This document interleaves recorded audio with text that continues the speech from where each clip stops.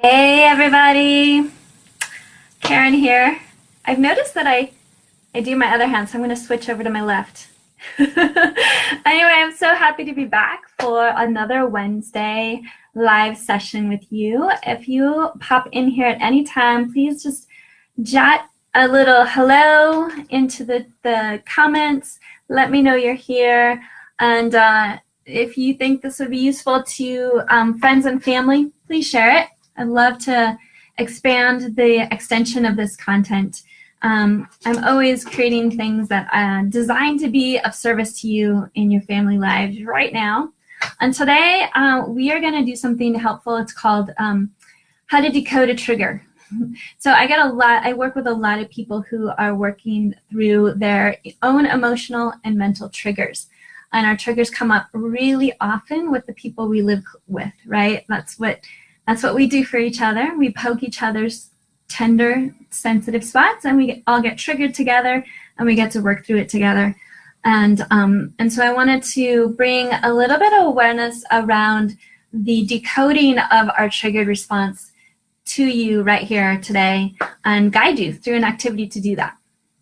So again, if that sounds good, please share it, and we can get this information out to more people who will be able to make good use of it, because those triggered responses, they can get us into trouble. They can get us into saying and doing things that we don't believe in or that we don't want to be saying or doing, and they can really cause havoc in our relationships, whether it's relationships with our partners, relationships with our kids, relationships with our adult parents, friends, coworkers.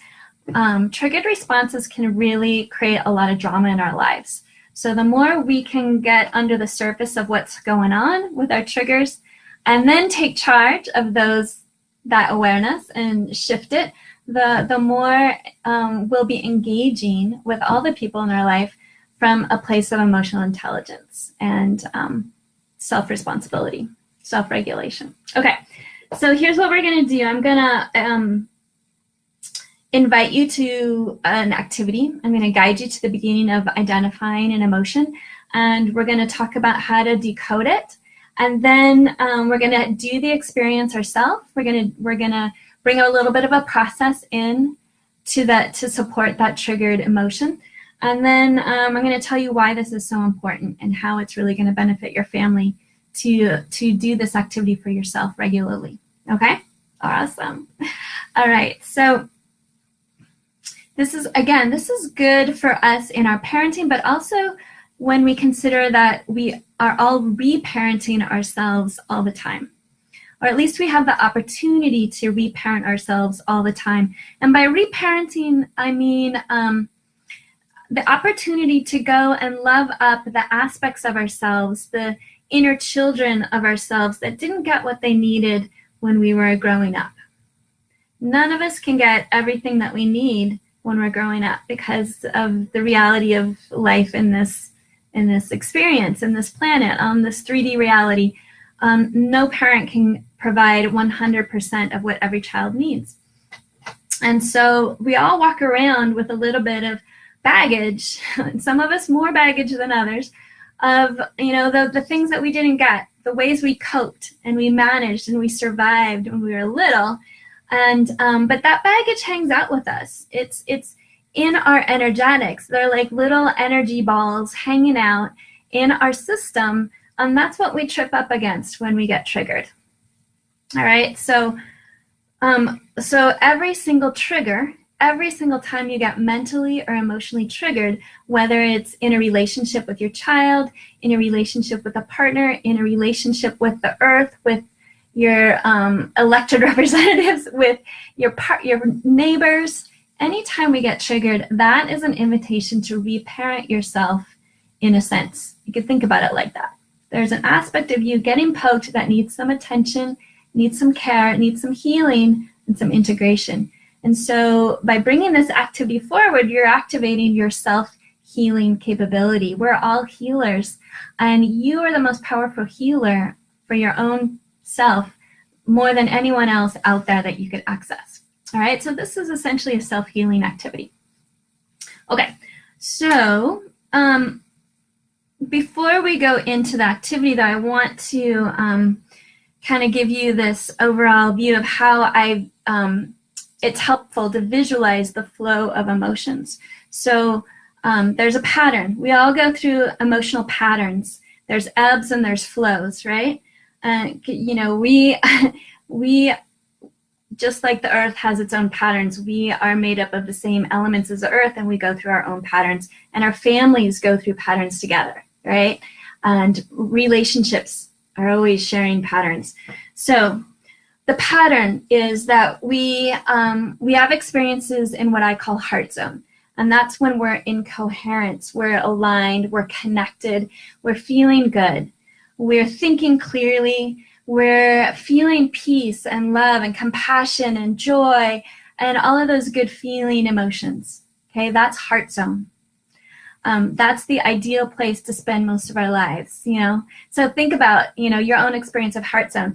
How much of a percentage of the day do you have that experience? If it's less than 80%, then there's some beautiful activity. This activity is going to be really useful to you. And some, you know, other self-care is probably needed as well. Okay, so it is absolutely possible to have most of your experience be from this heart zone place. These days, this is mostly where I'm experiencing life, and it's amazing. It's beautiful.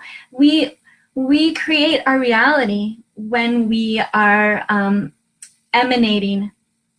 So our frequency, we're always emanating our own energetic frequency, right?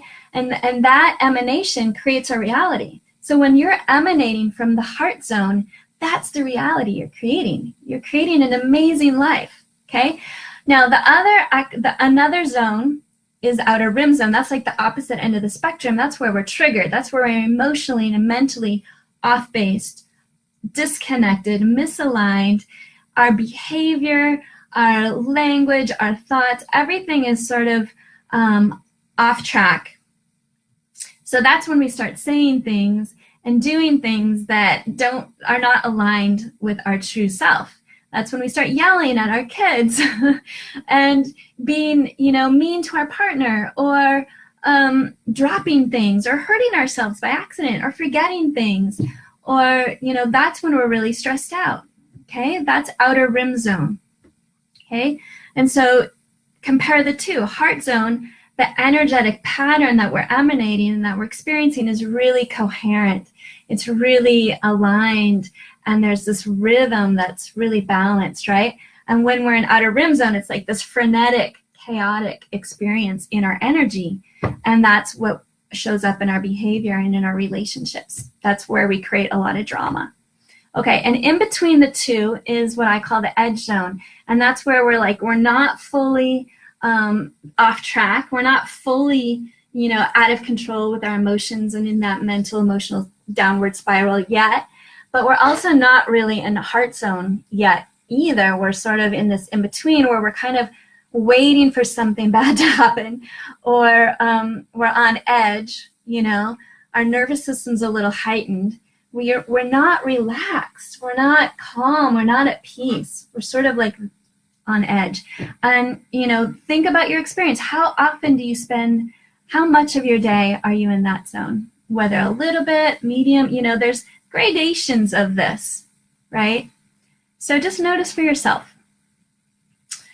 This whole beginning part of the activity is a lot of self-noticing, self-witnessing. Okay, now, here we go. We're going to start with the activity.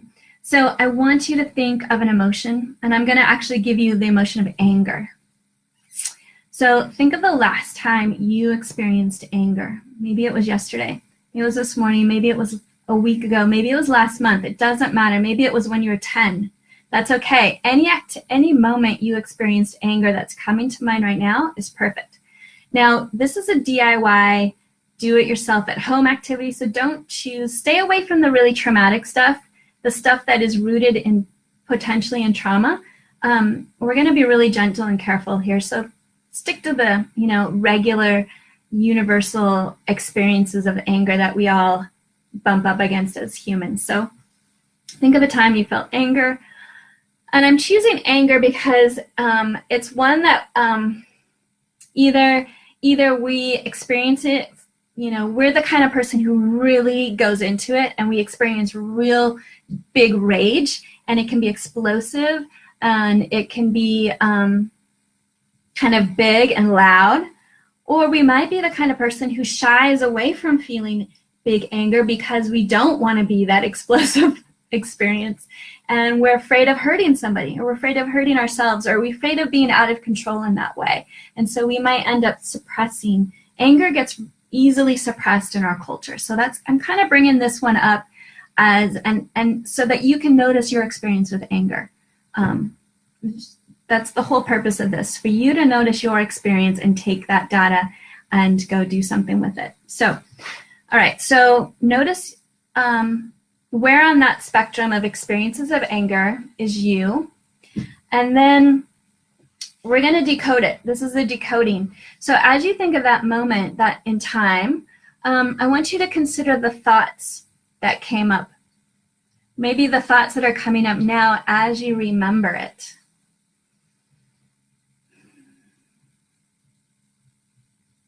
You can go and jot those down, or you can just think of them right now. Okay, notice the thoughts. For a lot of people, when we're experiencing anger, the thoughts are naturally critical, judgmental. There's an interpretation of what's happening. It might be critical of the person you're engaging with that sparked this anger. It might be critical of the scenario that sparked the anger, or it might be critical of yourself, self-criticism. All of those are sort of lower octave experience thought forms, right? They're not, they're sort of on the negative end of the spectrum of frequencies, of energetics, lower octave energy. Okay, so now that we have information about our thoughts, I want you to think about the emotions tied up with that anger. Obviously, I'm inviting you to anger, that's one, but there's, we often, very rarely do we experience one single energetic frequency and emotion. There's usually a bundle of emotions that are tied together.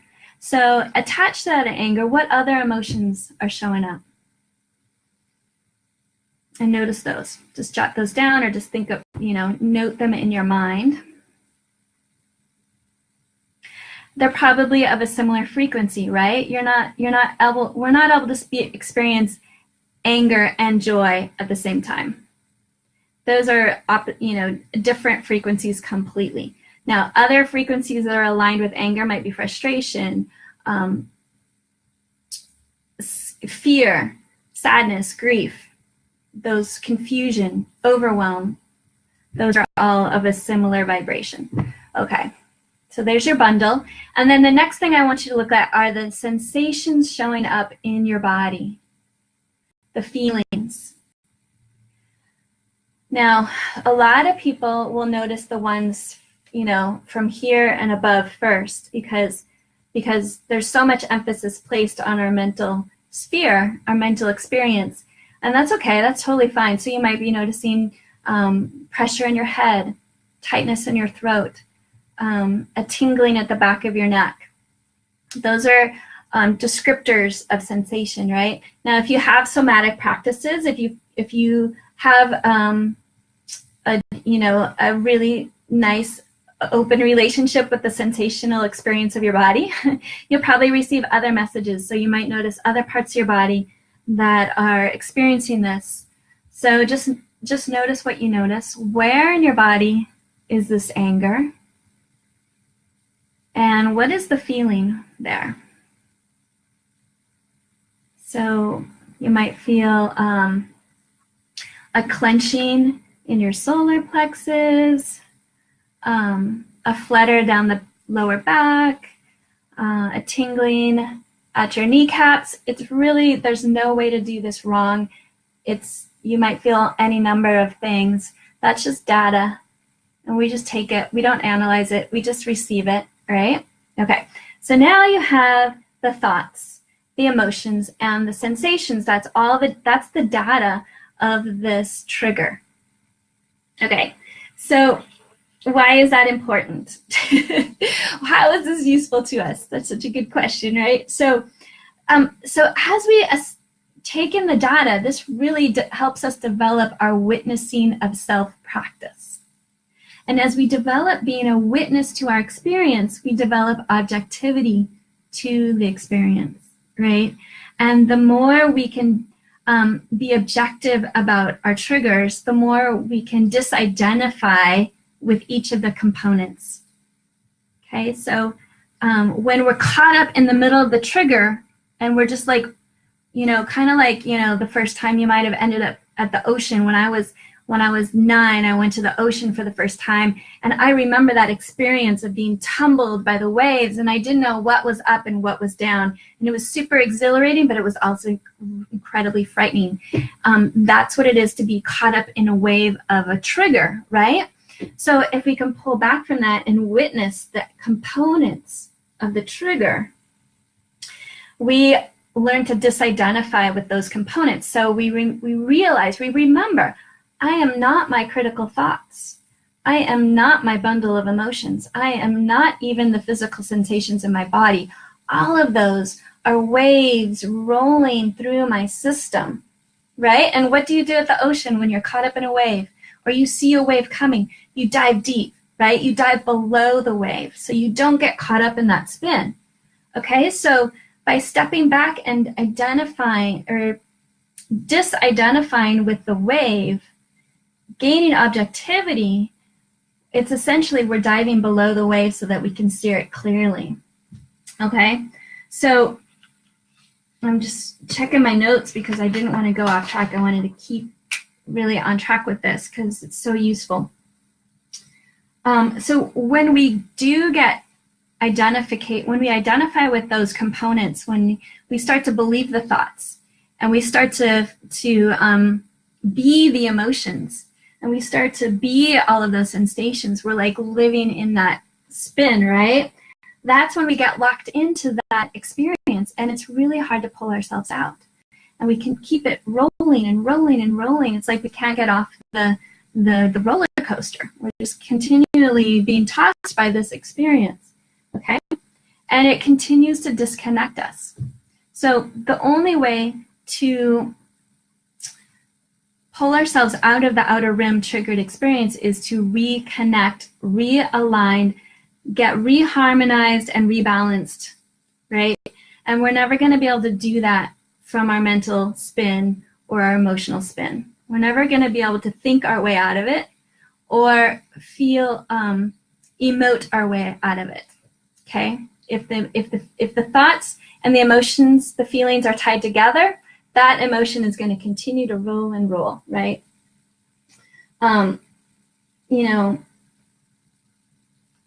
Okay, so here's what we do instead. We get that witness self pulling back. We assess the data. We disidentify with the wave. We're like, oh yeah, I see that reactive thought form coming up in my mind. I see those reactive emotions showing up. I'm sense those feelings in my body. Okay, this is a wave moving through. Let me support the moving through of the wave, all right? So how do we do that? Yeah, that's the question. How do we do that? All right, so first of all, we dismiss the messengers.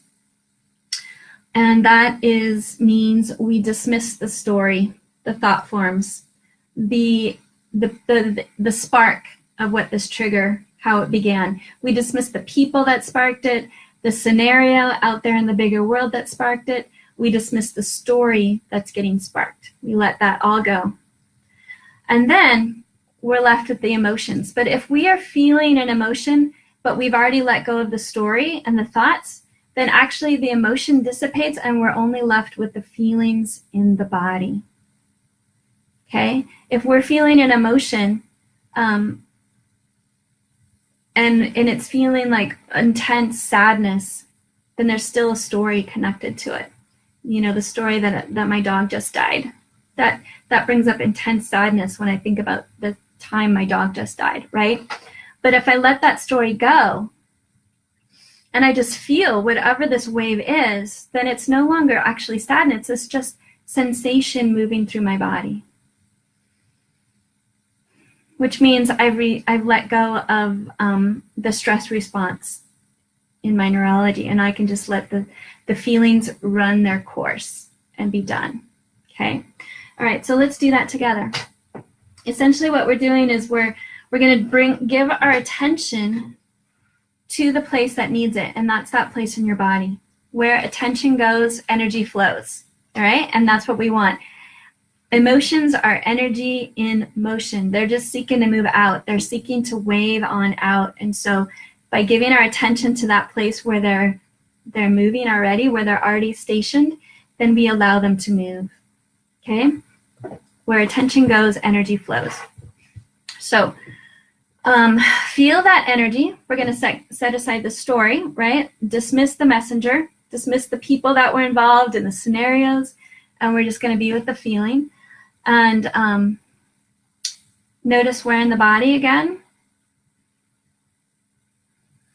Hey, John. Good to see you here. Thanks for popping in. All right, we're assessing the emotion of anger. The last time we felt anger, notice where, as you remember that experience, where it's in your body. Oh my gosh, I just remembered something from a really long time, 8 years ago. Still there. You know, until we go back and process things, they hang out. They hang out in our energy system waiting. You know, maybe I did a little bit of processing, but there's still a remnant there. So it's good. It's really good to do this. I'm happy I'm getting back to this. All right, so assess where it is. For me, mine is like in the center of my back. And just take any note on what it feels like. What's the sensation, the texture, the color, the shape. All of that is information that can be useful. So for me, mine's like this light throbbing, kind of like this pulsing. All right.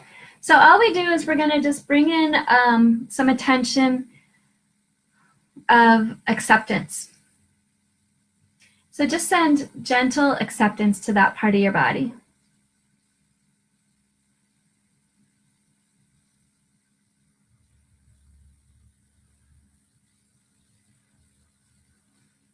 Acceptance is a really nice energetic frequency because it's not one of those really high frequencies, but it's definitely higher than, say, anger. And so we're sort of gently shifting our energy to a higher octave. And once you get to acceptance, it's really nice actually to keep it moving and go to gratitude. You know, thank this part of your body for holding on to this for you so that you could be reminded that this is needing attention.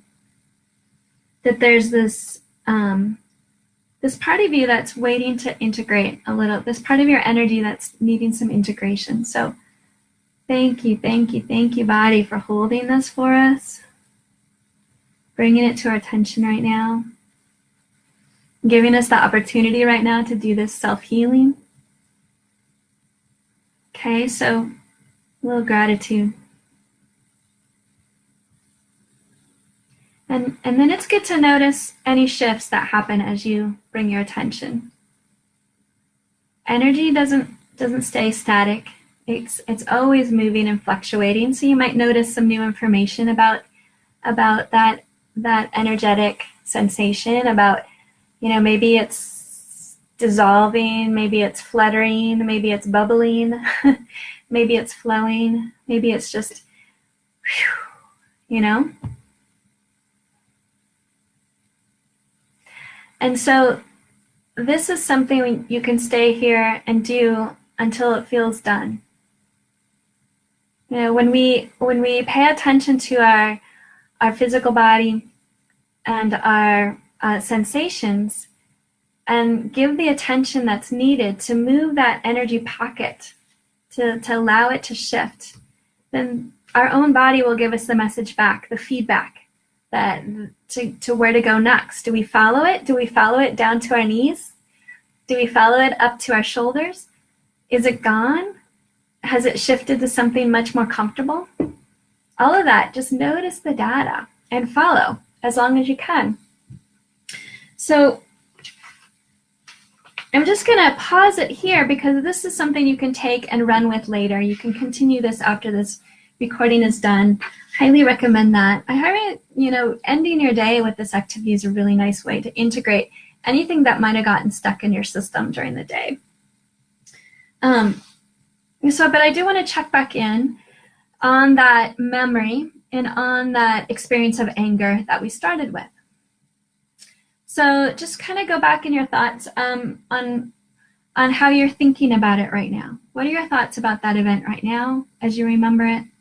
What are your emotions about it right now? That bundle, is that bundle still there? Is it different? Has it changed? And the sensations, are there still sensations? Have they shifted? Have they changed? Is it, what's different? And again, this is all really good practice for developing your witnessing self. And the more we develop our witnessing capability, the more we learn to take charge of our triggered experiences.